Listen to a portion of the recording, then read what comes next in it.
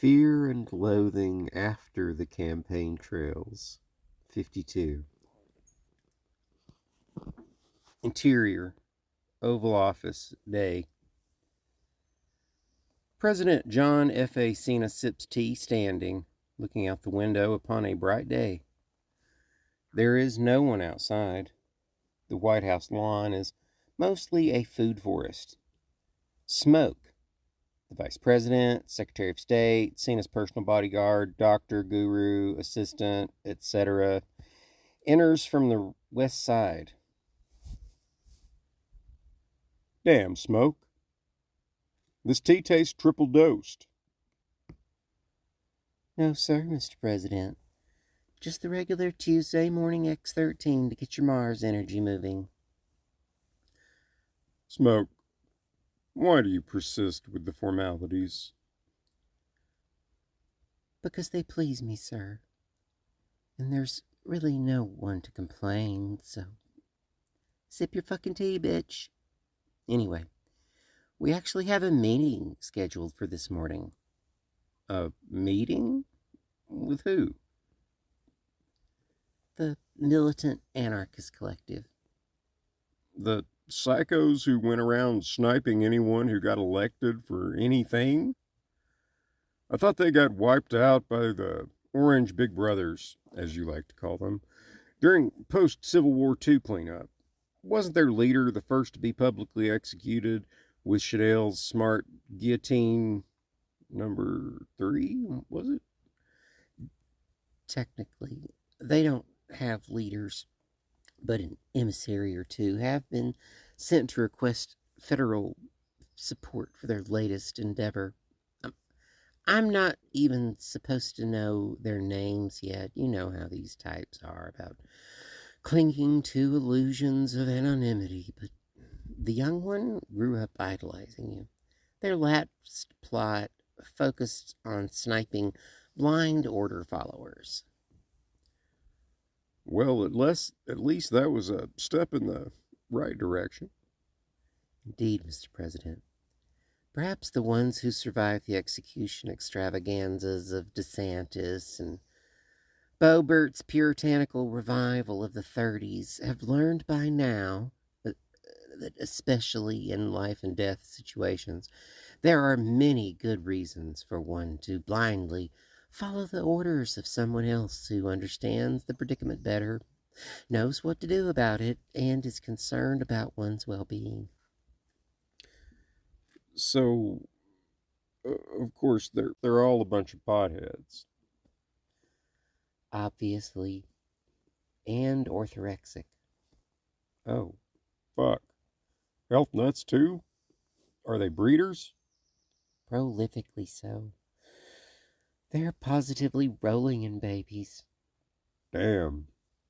Well, there'll be a lot more of them soon enough. I suppose we should listen to what they have to say. Smoke rolls a fat blunt. Hey, about your orange big brothers. Again, you know better. But they're still human. They signed up to take out pedos, not explode people for swatting mosquitoes. They signed up to be super soldiers, property of the United States government. Times, environmental conditions, and administrations may change, but those contracts are for life, potentially much, much longer for them now. Also, the human part is up for debate. Yes, yes, I know they can still pass a Turing test, but they have no free will, only the will of the hive mind, which I still have set to preserve life, with bugs as most important, like your old masters had it when I arrived. But are they still necessary?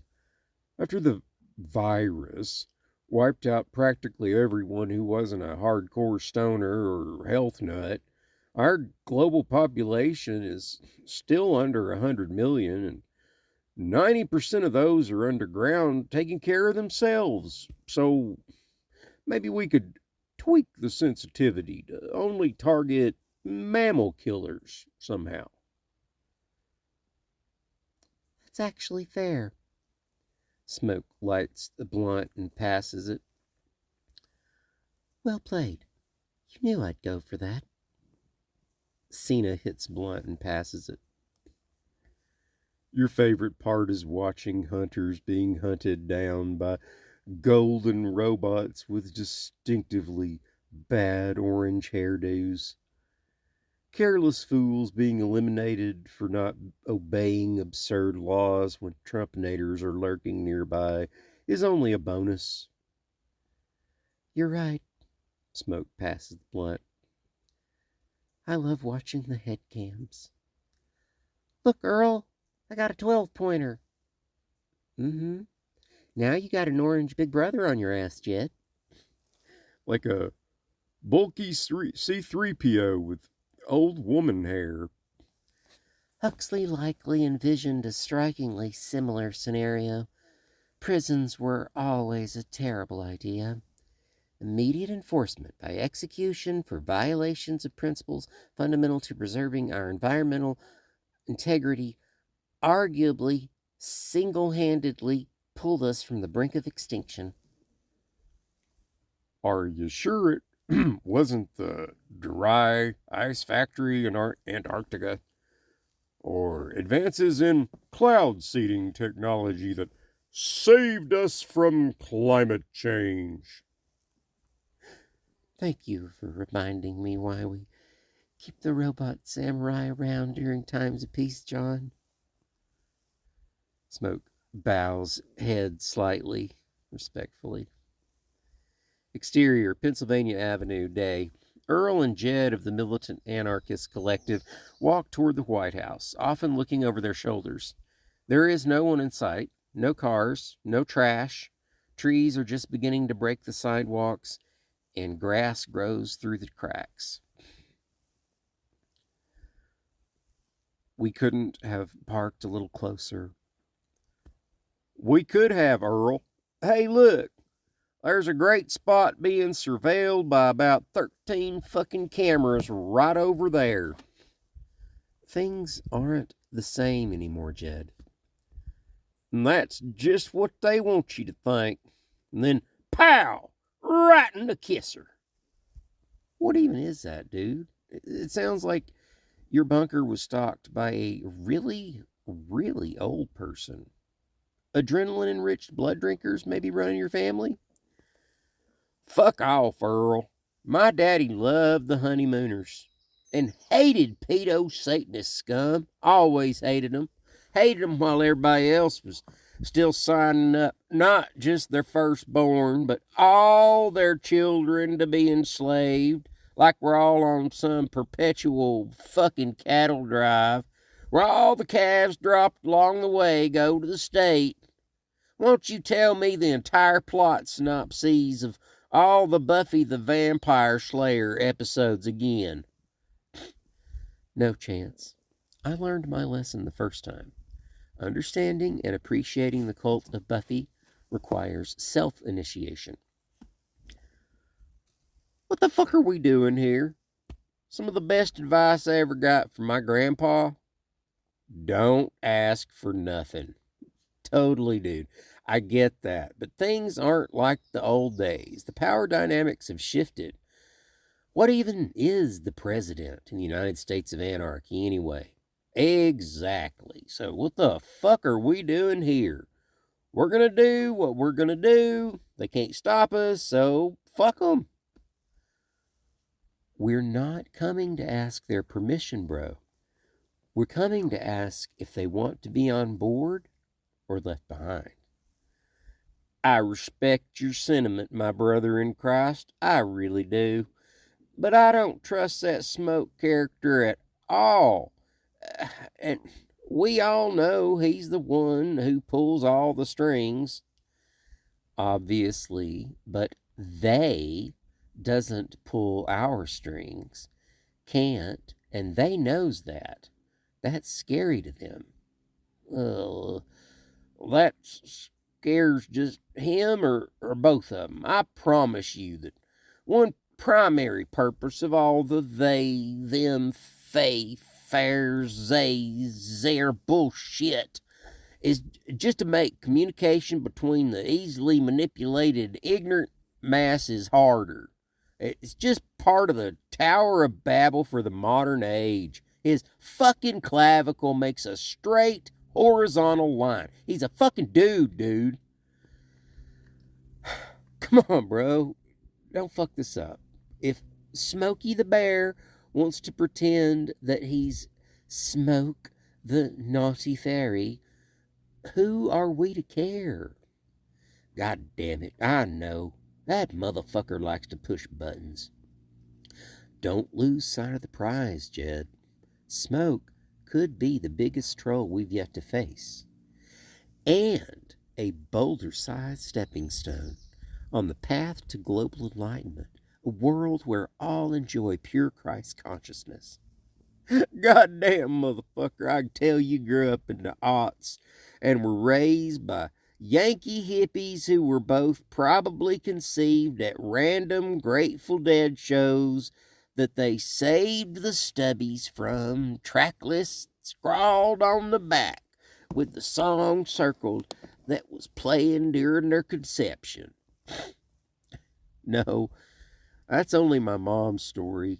Dad was raised by public school teachers. That explains everything. Regardless, you know I'm right. Do you need a quick refresher on the basics of game theory and how it relates to the history of America and the current state of the world again? I'm good, brah. Save it for Smokey. Dude, Trumpinator, 9 o'clock. Don't look at it. They're lonely. And they'll vaporize you if you step on an ant. Just be careful. We'll be past it in a minute. What a fucking joke, bro. That's what they think of us. That's what you think. They think of those who believe in stupid shit like the divine rights of royalty, priests, and bankers. That ain't us. Most of those folks were long gone underground before we hacked the Trumpinators to offer credits in exchange for killing shit.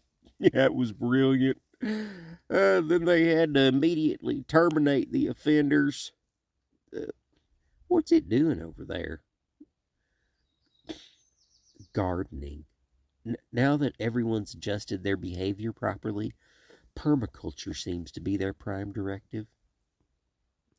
Exterior, West Colonnade, day. Cena exits Oval Office, smoking a fat blunt luxuriously, and walks to exterior, Rose Garden, day. Cena pauses and stoops to smell one rose in particular and strides languidly to interior, press briefing room, day. Smoke sits front and near center. Cena sits behind them, still casually puffing on the blunt, just enough to keep it lit. This is weird, Smoke.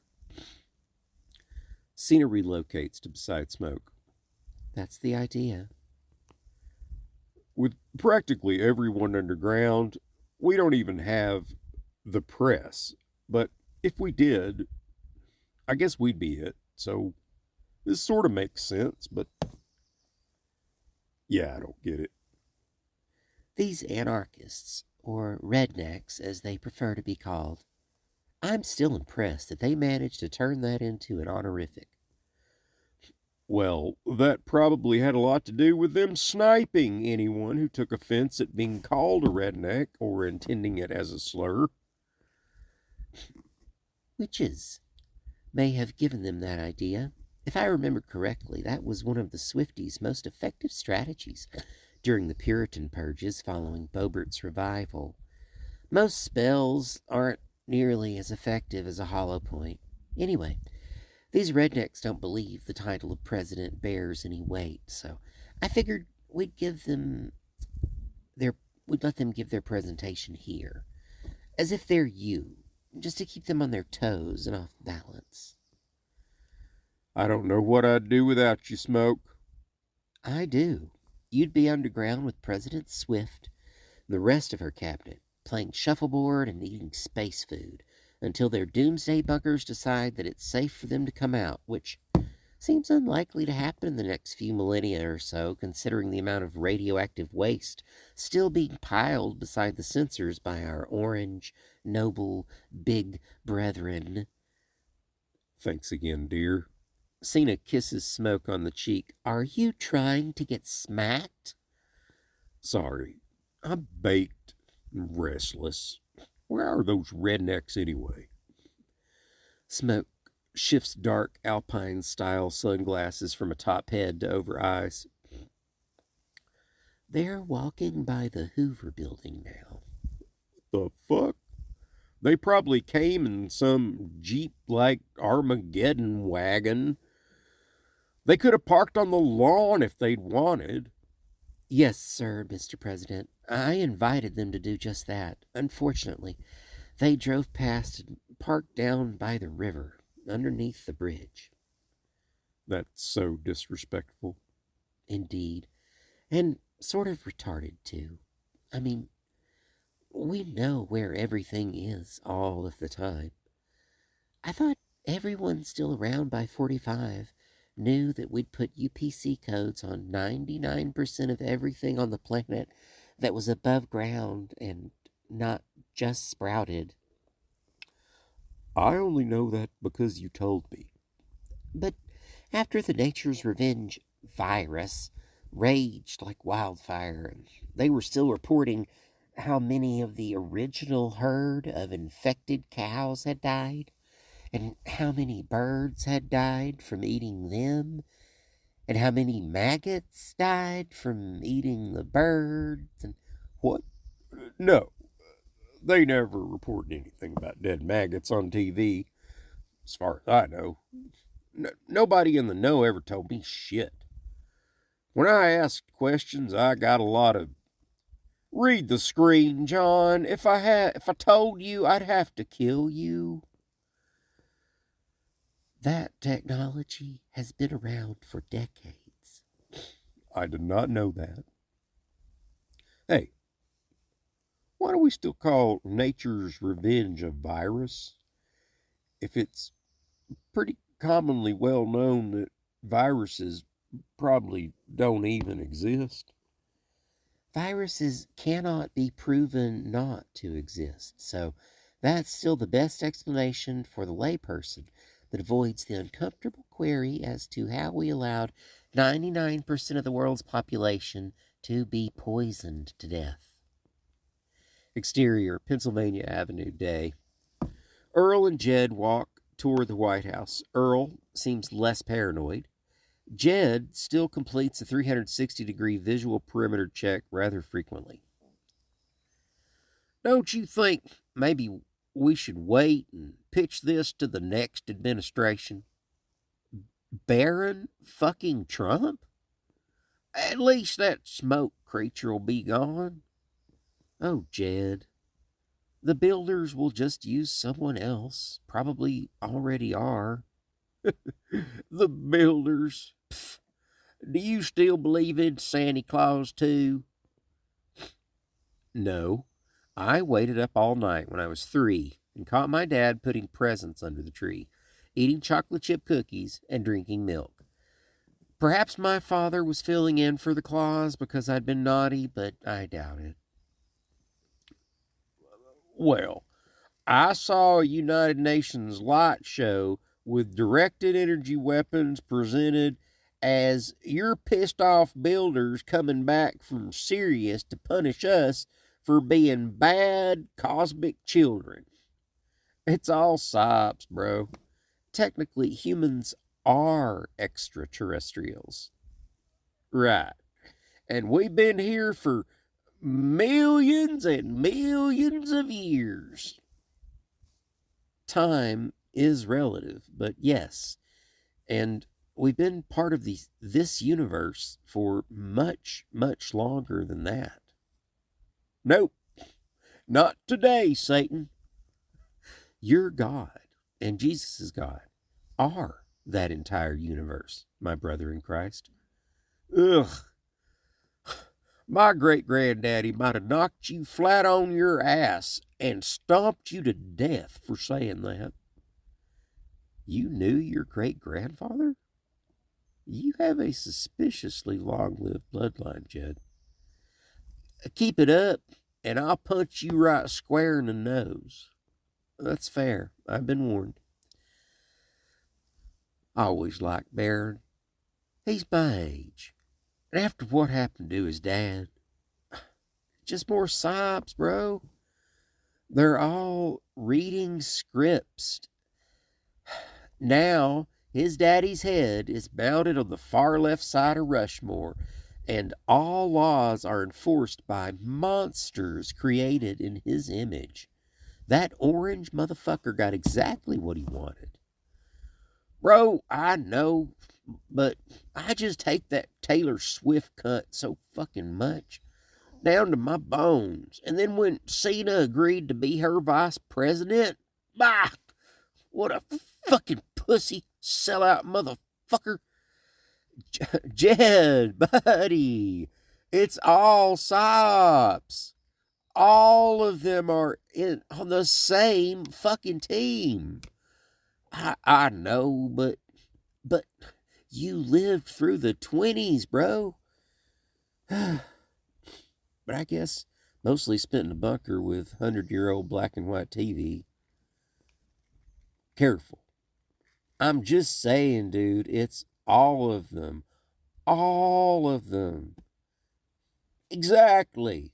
So, what does it matter if we wait a couple months for Barron so we could at least avoid catching AIDS from looking at smoke for too long? I know you might not have had Game of Thrones in your bunker, but there's a character called Joffrey. Yes, I watched him die many times. That's who Barron is behind closed doors. We can't reason with him, and we should have Project American Evolution in full swing by the time he becomes the puppet in chief. Can't it just be American Revolution, too? I don't like that word. What word? You know, evolution. Hey, where'd that smoke thing say the break in defense was? Their directions were for coming from the west. We're now coming from the east, so should be there-ish. Jed and Earl veer into the long grass by the sidewalk, find the break in the White House fence, and enter exterior rose garden day. Jed and Earl cut diagonally across the garden. Earl grabs a flower, weaving between rose bushes. Jed reaches and walks through the open door first and into interior press briefing room day. Smoke, wiping mouth with back of hand, rises from knees before Cena, seated in the front row. Cena stands up, adjusts pants, and turns around smiling broadly. You must be the rednecks.